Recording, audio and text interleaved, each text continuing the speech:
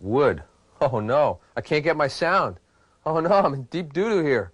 I can't get my sound. I don't know what I'm going to do here. Well, that's a stupid excuse because what's really nice about this guitar is it's a real guitar. It's close to your body. Has that wonderful sound. And let me tell you, I told you before in the beginning of the show, but I'll tell you again. Play the acoustic guitar for at least an hour, half an hour a day before you play your electric guitar because there's something so nice about acoustic. I mean, acoustic sounds the way it sounds. There's no effects, there's no fuzz tone. That doesn't mean you can't experiment, but there's something about the instrument that's real personal.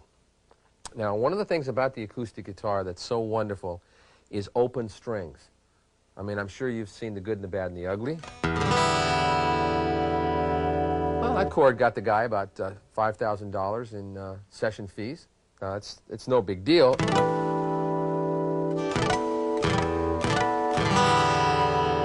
You feel the instrument against your body. It feels so wonderful. And one of the nice things about it is it has its own tone. And maybe that's not your sound, but it's its sound. So just for a minute, humor the instrument and say, okay, I'm going to play with your sound now. Now, open strings ring better and sound better than any other string. So you can play a G chord, for instance. That's a pretty straight ahead sound. But what happens if you use open strings? Now all of a sudden the instrument has more sustain.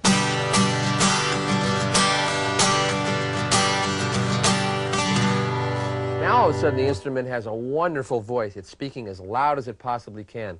The longer the string, the more tone and the more speaking voice, the louder the voice the instrument has. So the idea is to try to keep as many open strings as you can. So let's play a progression from G to E to C to D. Now there's a couple of ways to play this. Let's play it with chords.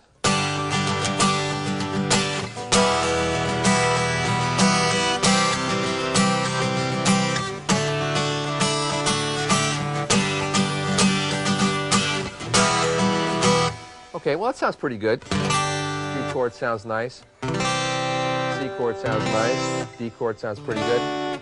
But what happens if you want to make the guitar ring? Well, one nice thing about Western music is the fifth string and the fifth note in a chord usually matches any possible chord that you can play. Never seems to be out of place. In a G chord? How about in an E chord? How about in a C chord? Sounds okay. How about a D chord? Well, it happens to be D. So what happens if you use that note in all the chords?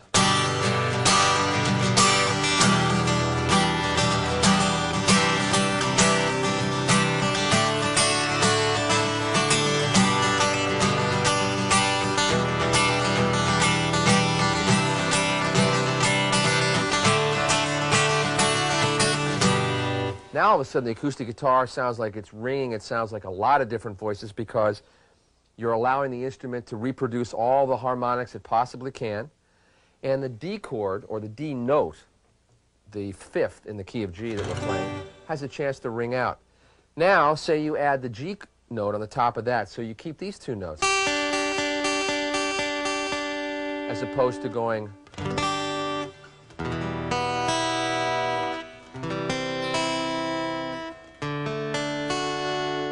Let's keep the G and the D in the top all the time.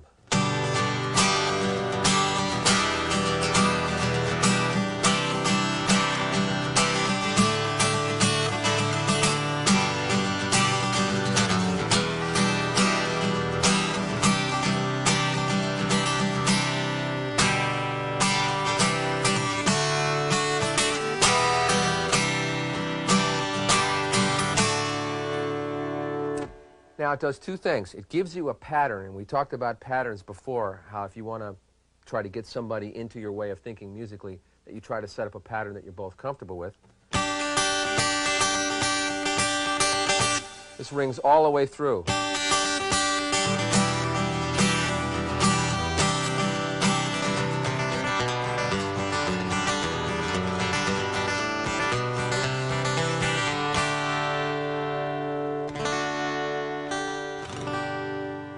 Now that's in G. So what? Oh man, the guy wants to write the song in E, and going, oh man, I want to really use all my acoustic guitar tricks. I'm kind of rough here. Let's see, E, E, E. Okay, E and B.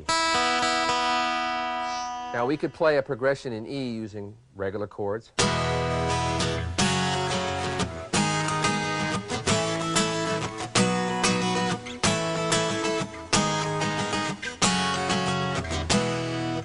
Sounds pretty good. What if you want to add some drama to that and you want to keep those E, the fifth and the first, the E and the B string, kind of ringing all the way through that? Well, luckily, since the guitar happens to be tuned in E, play an E chord. Ooh, you could do a G that way, leaving the open E. How about a G sharp? Ooh, how about an A? How about a B? Maybe even an F sharp minor. I mean, sorry, C sharp minor. Ooh, my.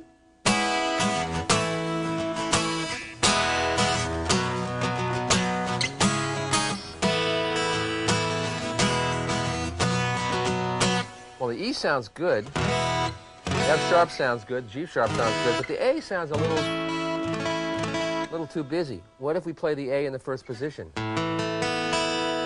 right, that means we can keep those notes open.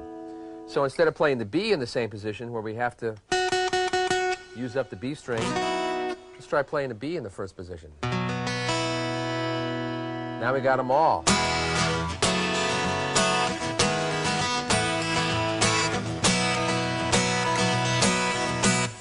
Or if the C sharp would work. It does.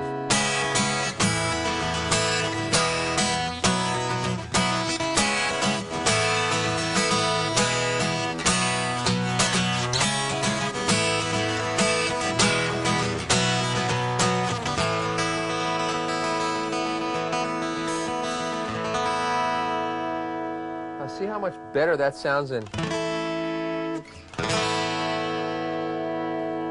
That's the difference between exciting playing and regular playing. Using the instrument to really speak your voice, you have to understand what the limitations and the advantages of the instrument are. The more strings that you can allow to ring on an acoustic guitar, the better it's going to sound. Again, here's the A chord. That's nice. But here's an A chord with an E and a B ringing out. Now, you probably won't have a problem playing that chord in anybody's music because there's no third. 1, 5, 1. Now that happens to be a second. Another 5. The one thing you have to be careful of is the third. As soon as you put a third in it, now you've defined the chord. As soon as if you can leave out the third in any guitar chord, you can pretty much play what you want.